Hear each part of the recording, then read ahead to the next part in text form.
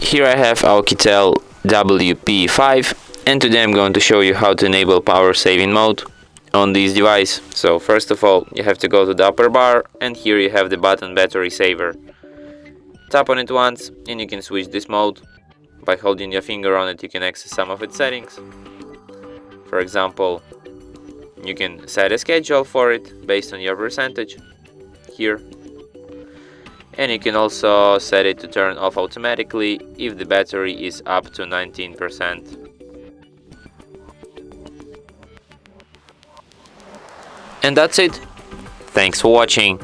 If you find this tutorial useful, don't forget to hit that like button and subscribe to our channel.